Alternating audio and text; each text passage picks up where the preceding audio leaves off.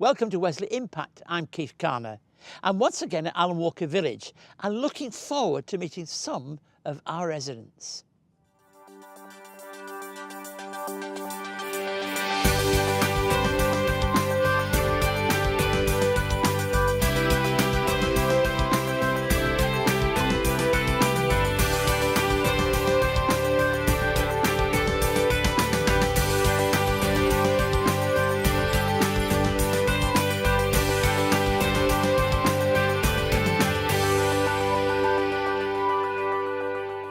I'm glad that you're here with us once again at Wesley Impact. At Alan Walker Village, we have 219 apartments across a beautiful 5-acre site. Today, we'll focus on some of the activities here at the village, which are run and maintained by our residents. We have indoor bowling, a book club, men and women's groups, regular outdoor activities, including barbecue, croquet, gardening groups, as well as games nights, movie screenings, regular church services, and our School for Seniors programme, where residents learn a whole new range of skills, including computers, dancing, languages, creative writing, and so the list goes on. To tell us more, we'll speak with the chairperson of the Residents Committee, John McFarlane, and find out more about the social activities and sense of community at Alan Walker Village. Ryan Dale will be in the Wesley Impact studio singing I'm Not Forsaken, and I'll continue to share some thoughts from Luke's Gospel. But first, I mentioned some of the social and community activities which take place here at Alan Walker Village. And to help us have a look at that, join us for just a few moments here. I've been living at Alan Walker for 8 years. My grandchildren are in Sydney, so I placed myself at Alan Walker because it's in between where both my children live. Because I'm now close to them, I see them quite often and I do a lot of childminding in the school holidays. We're very fortunate at Alan Walker. We have a little shop that we can use 3 times a week. We have a bus that takes us to larger shopping centres. There are a lot of social functions here at Alan Walker Village. I do like the pretty gardens. I like that the gardens are quite extensive and I like that. A typical week for me here at Alan Walker is generally a mixed bag because I will spend some time here at the village during the various activities. I belong to the book club here at Alan Walker. There are a lot of outings and a lot of card games, social evenings, film groups, and gentle exercise classes. I'm joining a Zumba group next month, looking forward to that. There are a lot of function rooms where we can gather together for different interest groups. For instance, the book club has a dedicated room, our quiet room, where we can meet monthly. And a lot of groups are like this. They have a dedicated space to allow people to explore their interest. The one I really enjoy is croquet. I play about 3 times a week. And I was really pleased to see there was a croquet lawn here at the village. And I'm trying to build up the membership of the croquet club here because it is an excellent sport. You can play it all year. You can play it from 9 to 99, and in fact we held a tournament here at Alan Walker a couple of years ago, and the winner was a 93-year-old woman, so you can be any age and still play croquet. But then I also have outside interest, and because there is a public bus route nearby, I'm often on that bus, going to Eastwood Station or going to Parramatta at Westfield. So I feel at the moment I lead a good balanced life here. The staff are wonderful. I've found them very helpful, yes. They've changed over the years since I've been here, but I've always found them helpful and they go to no end of trouble to assist you. All my needs really are here in the village. They're met and accommodated very well. If someone approached me and said they were anticipating coming to Alan Walker Village, I would encourage them to think strongly about it. One of the benefits I find is that we have public transport. We also have private transport.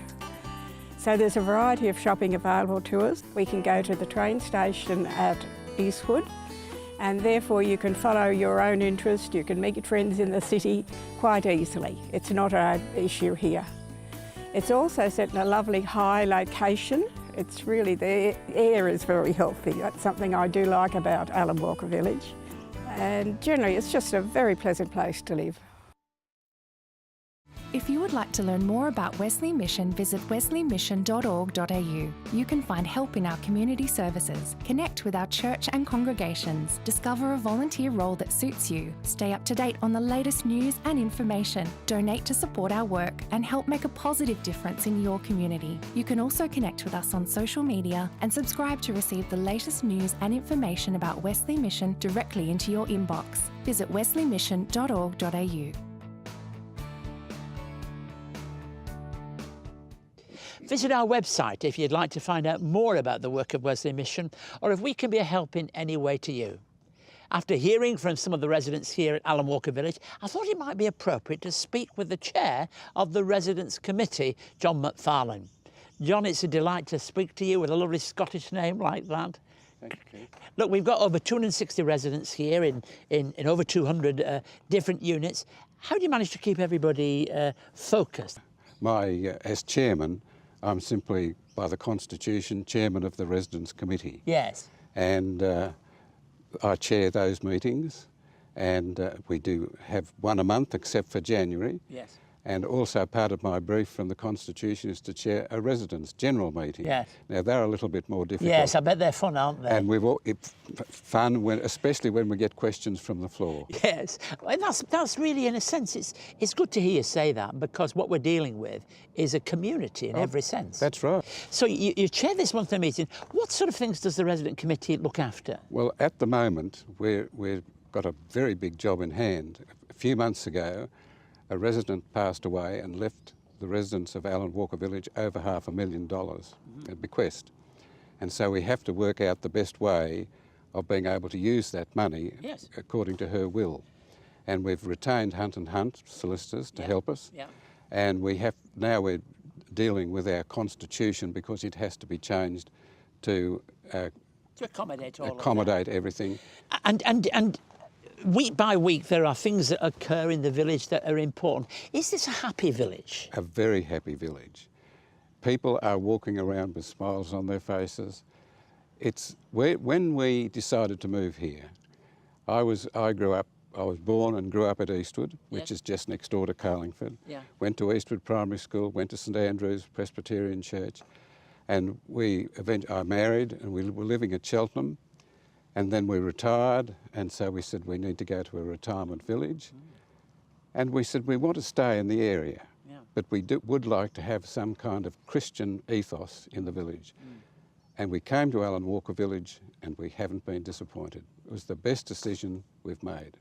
And how does your faith impact what you're doing? I suspect when you've got a big meeting and everybody's talking about something, it can be challenging. But how does it impact you day by day? Well, the important thing for me is that at all of the meetings I chair, we start with a Bible reading and a prayer.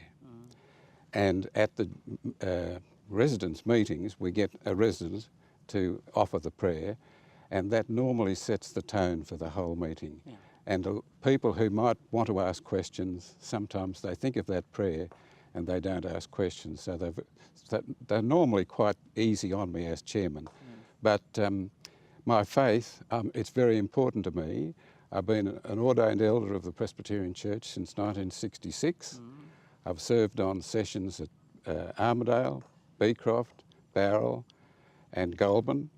And so that's a very important part of my life, the fact of going to church. And I think that I'm never ashamed to say this, that the ethos of our villages is Christian. Absolutely. And I think sometimes people talk about these villages as though they can just be something that encompasses everything. Well, we can't do everything, but one thing we can do is ensure that real emphasis and that real priority stays there.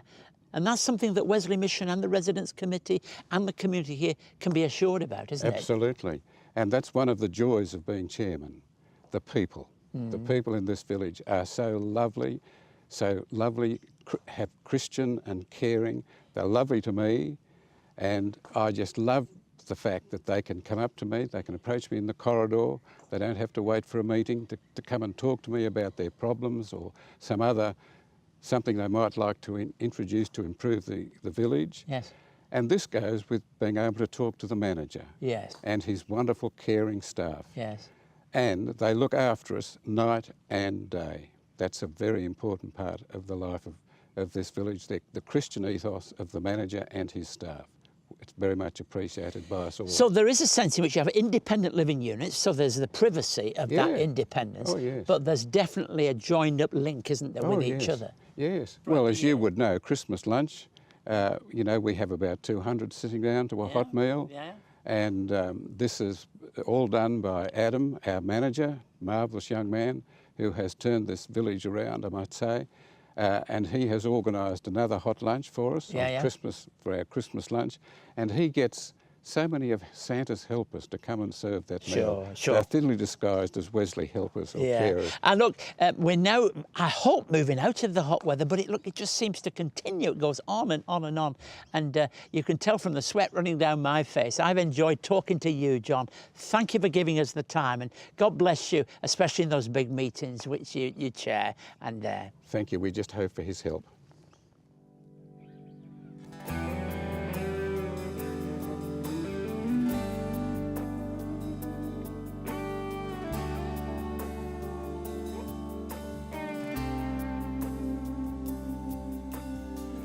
You were there in my darkest hour. You were there when I lost my way. You pulled me up out of the miry clay. You were there in my weakest moment. You were there in my deepest pain. Your grace was strong when all my strength had failed. And I've tasted and I've seen your love is all I need. I know you'll never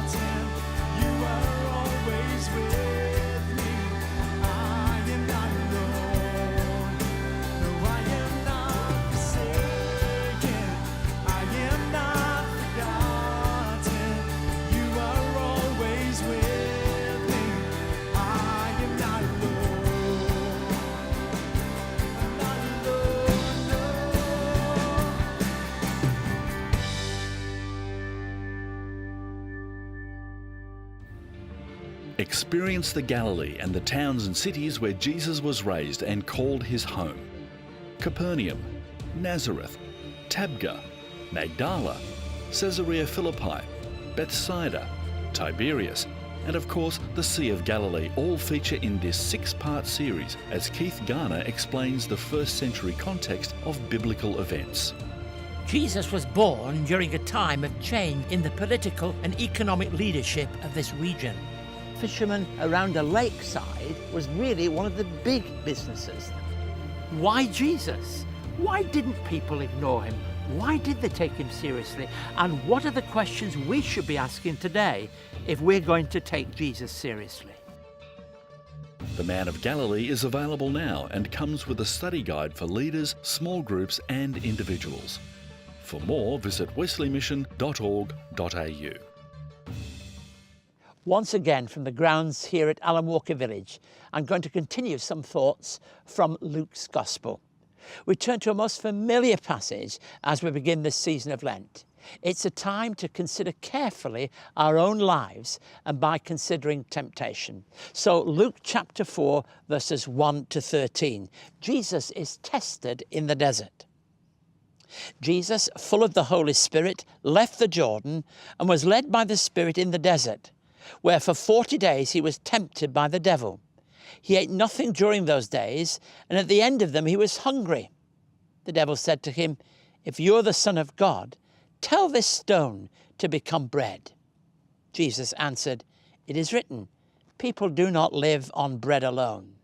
The devil led him up to a high place and showed him in an instant all the kingdoms of the world.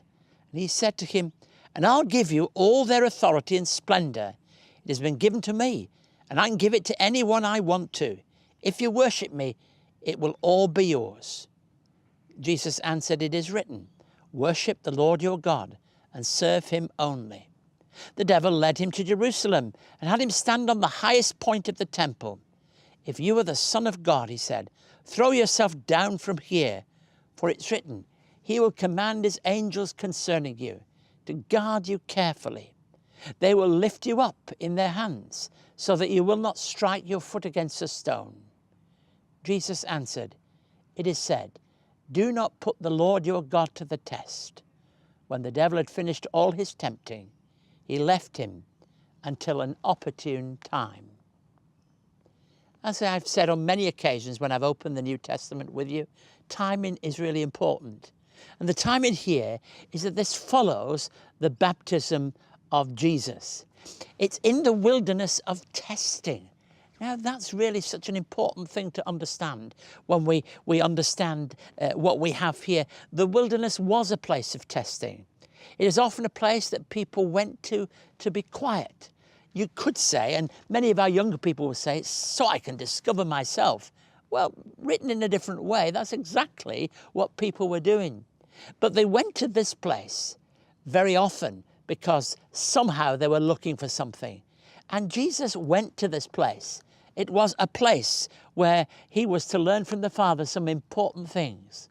And these temptations speak in different ways to our experience. I mean, I don't know what comes in your mind when I say the word temptation, but they speak to us. When we observe Jesus and the temptations, we can say, what has that got to say to our lives? We often refer to the Old Testament wilderness wanderings when we think of this particular moment of temptation. We think of it as something that is important as we refer to the Old Testament, but it is something that is very, very different. It's a different experience, and you can see why when you observe it. One was for 40 years when the children of Israel wandered, and this is for just 40 days. However, Jesus was not wandering here, but was on a clear spiritual journey. Now that distinction is important, and his clear spiritual journey is one that can inform us, can help us to deal with the many temptations that come our way in life. If you like, it is strength under control. God's power to resist temptation is something that we can learn from. The opposite experience has to be power out of control, and we see that when mobs get together, when individuals lose their sense of control and start speaking silly things. We hear it in politicians and leaders of all kinds. And Jesus offers a way for each of us to resist that and to discover something very important for ourselves. What comes to your mind then when I think of temptation? I'm not talking about the temptation to eat too much chocolate or the temptation to do something small in life, but those temptations that have to do with our character and our nature. In each of these temptations, Jesus resisted. He didn't want to be one that did something dramatic because he realized that in the end, it is God who provides for us the bread that we live our lives by. He didn't want to do something dramatic whereby people would admire him in some special way, because he knew very well that God would preserve our lives. And of course, that the words that strike me in this passage perhaps more than anything else, Jesus said, "Do not put the Lord your God to the test." That's basically what temptations are. They're a way of us responding to God and trying to test him. It's not just that we're being tested, we try to test him by the way we live our lives. Thankfully, we can resist that. And Christians in every age, of every kind, denomination, persuasion, and understanding of our faith have discovered that the victory that comes to us through faith in Christ, through understanding that this temptation, delivering God, can actually help us day to day. Temptations are part of our lives. You don't have to be young, you don't have to be old. You could be any person that has to resist temptation. And the way of Jesus Christ is powerful and capable of delivering that for each one of us. So wherever you are today, whatever the issues are for you in your life, Jesus is offering a way for you to be able to resist temptation and move forward with confident faith. That confidence will live with you day by day, but perhaps stop today to think of the power to resist temptation. If you would like to contact Keith and find out more about today's program, write to us at Wesley Mission, Post Office Box A 5555, Sydney South 1235, or you can send us an email to impacttv@wesleymission.org.au. On our website, you can catch up on past episodes of Wesley Impact, find out more about our work, read online magazines and articles, and connect with us on social media.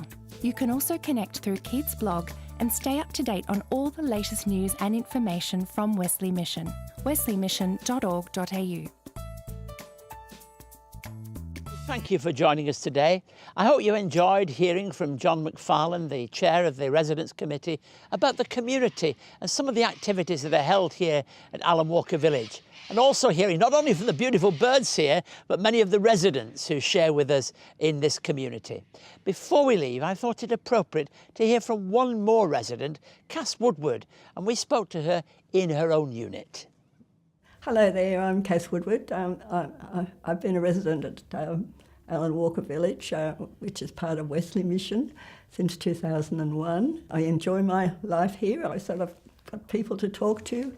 I don't have to go anywhere to do shopping. I say there's a hairdresser on the site. There's a podiatrist I can go and see, and as I say, there's all sorts of help if I need it, you know. So yeah, and I've made lots of friends since I've been here. You could be involved every day with something or other, you know. So, but I do try and go to things that I'm interested in, and they have lots of speakers, films. I'm a very lazy person. I don't always get up till about 8, especially these cold mornings, you know. So it's always shopping or washing. Or, as I say, we have 2 shopping days, you know. So you've got doctor's appointments. I spend quite a bit of time at the library, and I always go for a walk about 5 o'clock around the village. I go up and down stairs in what they call the Serpentine. I always get involved with the jigsaws, you know, so I've never had any problems with any of the staff. They've always been great, you know, so they're concerned about the people. I hope you've been able to get a sense, as I have, of the strong feeling of community and belonging that exists here amongst our residents at Alan Walker Village. across all of our villages, of course. Wesley Mission work hard to ensure that we provide quality of life for our residents. There's no better way to do that than create an environment where people are accepted, where people belong, and where people can offer their own contribution and offer their skills to the benefit of those around them. To find out more about the work of Wesley Mission in the area of aged care, visit our website and be in touch. I always enjoy hearing from people and answering emails when I get back in the studio in a few weeks. Next week, we'll visit the Wesley Take Charge of Your Life programme, and in particular with the team at Wesley Kickstart. This is where we provide transitional housing for young people coming out of foster care to enable them to continue their education and employment training and gain the life skills that they need to live a full and purposeful life. Thank you once again. I'm looking forward to seeing you at the same time next week. May God bless you.